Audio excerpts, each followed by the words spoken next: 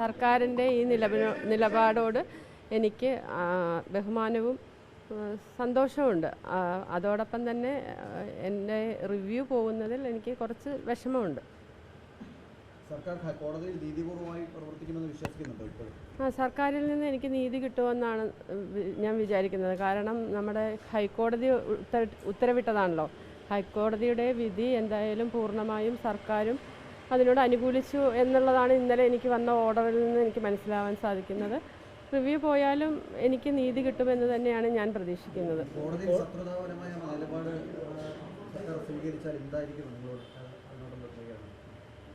കോടതിയിൽ ഇനി എന്ത് ഇതെടുക്കാനാണ്? ഞാൻ എൻ്റെ കർത്തവ്യം മാത്രമാണ് ചെയ്തത് ഇതുവരെ. അതിലെനിക്ക് നീതിപൂർവമായ ഒരു ഇത് ഹൈക്കോടതിയിൽ നിന്ന് കിട്ടി. അത് സർക്കാരിൽ നിന്നും ഇനിയും ഉണ്ടാവുമെന്ന് തന്നെയാണ് ഞാൻ പ്രതീക്ഷിക്കുന്നത്. കോടതിയലക്ഷ്യ ഹർജിയുമായി മുന്നോട്ട് പോകാൻ തീരുമാനിച്ചു. റിവ്യൂ ഹർജി നൽകിയിട്ടുണ്ടല്ലോ, അത് ശരിക്കും നമ്മുടെ ഒരു തീരുമാനത്തെ എതിർക്കുന്നതല്ലേ? എന്നാലും എനിക്ക് ഹൈക്കോടതിയിലല്ലേ അത് പോയിരിക്കുന്നത്. നമ്മൾ നീതിന്യായ വ്യവസ്ഥയെ വിശ്വസിക്കുന്ന ഒരു പൗരനാണല്ലോ. അപ്പോൾ അതിൽ നിന്നും എനിക്ക് നീതി തന്നെ ലഭിക്കുമെന്നാണ് ഞാൻ ഇപ്പോഴും വിശ്വസിക്കുന്നത്. കോടതിയലക്ഷ്യ ഹർജിയുമായി മുന്നോട്ട് പോകുന്നുണ്ടോ?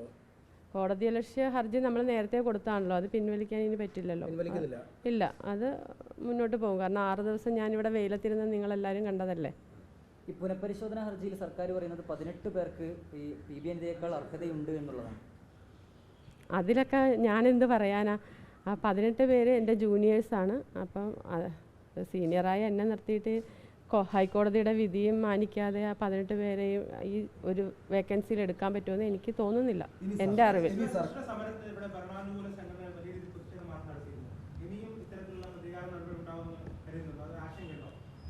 അതിനൊരു ആശങ്കയുണ്ട്. ഇന്നലെ ഇവിടെ സമരം തുടരുന്ന സമയത്ത് തന്നെ NGO യൂണിയൻ്റെയൊക്കെ വിശദീകരണ യോഗം ഒരു പ്രകടനമൊക്കെ ഇവിടെ ഉണ്ടായിരുന്നു. ഇവിടെ ഇതേ സ്ഥലത്ത് തന്നെ ജോലിയിൽ കയറുമ്പോൾ അതൊരു ബുദ്ധിമുട്ടായില്ലേ? ഏതായാലും ഇത്രയും ഞാൻ പൊരുതി ജയിച്ചില്ലേ. ഇനി ഒരു 6 വർഷം സർവീസ് ഉണ്ട്. അതും പൊരുതി തന്നെ നിൽക്കാമെന്ന് ഞാൻ വിചാരിക്കുന്നു. സർക്കാരിനോട് അവസാനമായിട്ട് പറയാനുള്ളത് എന്താണ്?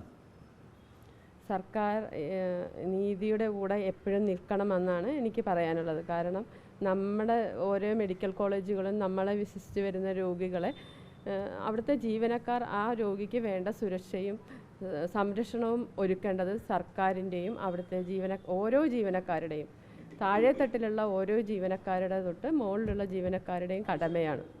അത് നിർവഹിക്കാൻ എല്ലാ ജീവനക്കാർക്കും ബാധ്യതയുണ്ട്. അപ്പോൾ ആ ബാധ്യത സർക്കാരും കൂടെ കണക്കാക്കണം. ഒരാൾക്ക് വേണ്ടിയും ഈ ഇത് മാറ്റാൻ പാടില്ല. അപ്പോൾ സർക്കാർ എല്ലാ ജീവനക്കാരുടെയും കൂടെ തന്നെ നിൽക്കണം എന്നാണ് എനിക്ക് പറയാനുള്ളത്. അങ്ങനെ എല്ലാ ജീവനക്കാർക്കും ബാധ്യതയുള്ളപ്പം ആ ഒരു ഉത്തരവാദിത്തത്തിൽ നിന്ന് ഏതെങ്കിലും ജീവനക്കാർക്ക് ഒഴിഞ്ഞു മാറാൻ പറ്റുമോ? സർക്കാർ അതല്ലേ ചൂണ്ടിക്കാട്ടുന്നത്? ഇല്ല, ആർക്കും ഒഴിഞ്ഞു മാറാൻ പറ്റില്ല. സർക്കാർ അപ്പം ആ രീതിയിലാണ് താങ്കളെയും ഈ ഇതിൽ പെടുത്തിയിരിക്കുന്നതെന്നാണ് മന്ത്രിയുടെ ഒക്കെ അടക്കം വിശദീകരണം. കാരണം ഒരു സൂപ്പർവൈസറി ലാബ്സ് ഉണ്ടായിട്ടുണ്ട് എന്നാണ് പറയുന്നത്. അത് കോടതിയിൽ തെളിയിക്കട്ടെ. എൻ്റെ ഭാഗത്ത് എന്ത് വീഴ്ചയുണ്ട് കോടതിയും തീരുമാനിക്കട്ടെ. ഈ 6 ദിവസം മാത്രമല്ല, ട്രാൻസ്ഫർ ഓർഡർ ഇറങ്ങിയിട്ട് മാസങ്ങളായി. അതെ, 2.5 മാസത്തോളം ഞാൻ മെഡിക്കൽ ഗ്രൗണ്ടിൽ ലീവിലായിരുന്നു. അപ്പോൾ ദീർഘനാളത്തെ പോരാട്ടമാണ്. അതിനുശേഷം ജോലിയിൽ കയറുമ്പോൾ സന്തോഷമുണ്ട്. 1 വർഷമായിട്ട് ഞാൻ ഈ പോരാട്ടത്തിൽ തന്നെയാണ്.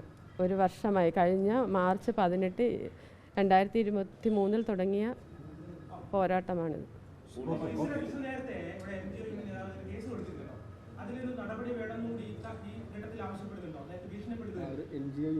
ആവശ്യപ്പെടുന്നുണ്ട്. കാരണം അത് എന്നെ ഈ പ്രിൻസിപ്പൽ കവാടത്തിന് മുന്നിൽ യൂണിഫോമിൽ നിന്ന് എന്നെ ഒരു പിന്നെ എന്താണ് പ്രകോപനവുമില്ലാതെ ഇങ്ങോട്ട് കയറി എന്നെ ആക്രമിച്ചതാണ്. അതിൻ്റെ ഇതിൽ സർക്കാരിൽ നിന്ന് എനിക്ക് നീതി ലഭിക്കണമെന്ന് തന്നെയാണ് ഇപ്പോഴും ഞാൻ പറയുന്നത്. സൈബർ ഇതിലും എന്നെ അയാൾ ആക്രമിച്ചിരുന്നു. ഞാൻ അത് സൈബർ സെല്ലിന് വിട്ട് പുനരന്വേഷണം വേണമെന്ന് തന്നെയാണ് ഞാൻ പറയുന്നത് ഇപ്പോഴും.